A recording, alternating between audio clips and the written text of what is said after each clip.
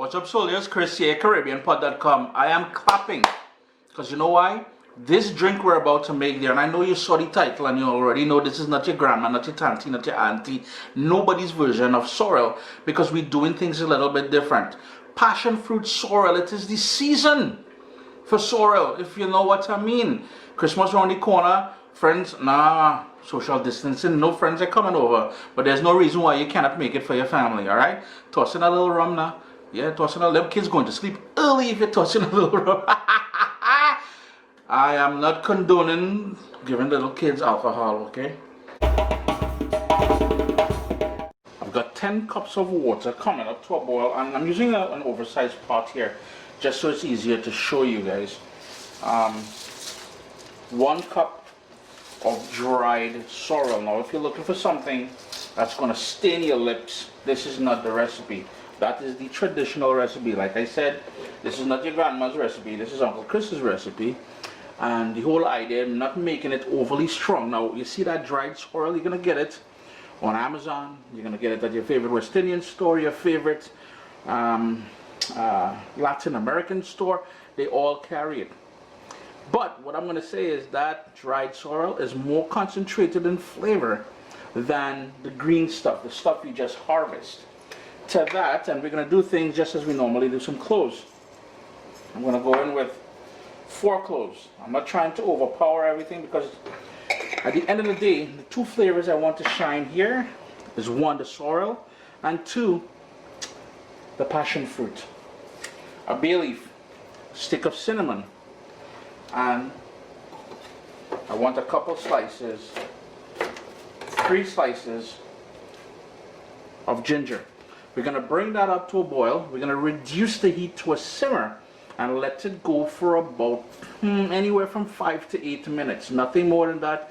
Like I said, this is not that blood red something, you know. This is, oh gosh, you're going to love this one, man. Yeah, we got that vigorous boil going there. So what we need to do now is reduce the heat to low and let that go anywhere 5 to 8 minutes or so. In the meanwhile, let's shift our attention over here for a second. That's just the crumbs from the from the dried sorrel. And this is the passion fruit. I've got 3 of them. And this is what the passion fruits look like on the inside. Yeah. Ooh, smells nice too. The next step, we want to try and find that cinnamon stick. And there it is. That cinnamon stick has already done its job. I don't want it to overpower. It's one of those things which will overpower the final drink. And like I said, I really want the sorrel and the passion fruit to shine through. Now, I haven't turned off the stove yet, but here's where I'm going to go with my sugar. And the full list of ingredients I use will be listed down in the description down below. And the recipe will be on CaribbeanPod.com sooner or later. The passion fruit, what we want to do is scrape all of that niceness out, and this is going in there too. Scrape and tuck it in. The skin and everything is going to help flavor everything. We're not trying to waste everything like that because, yo, I'm in Canada, man. This stuff is expensive. It's not like back in the old days when I was a kid on the islands and I can just go in the backyard and organize something off the vine or the tree. Well, the vine usually climbed on a tree, to be honest with you. So all of that passion fruit is going in there, skins and everything. The other thing I like going in there with is some slices of orange.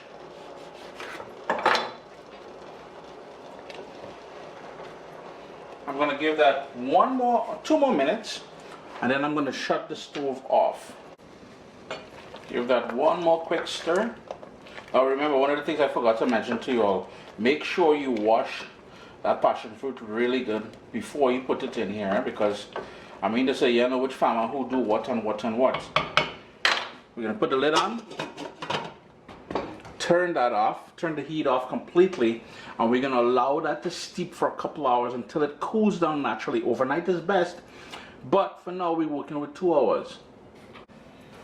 It's reveal time, people. I'm going to give it another quick stir. And look at that lovely color. So what we need to do now is strain this. Now you may want to taste it at this point or later. Now remember, if you're adding ice to this, sweeten this a little bit heavier, so when that ice goes in there, it's going to dilute down a little bit. But I'm just going to put this in the fridge, and I want this to cool naturally.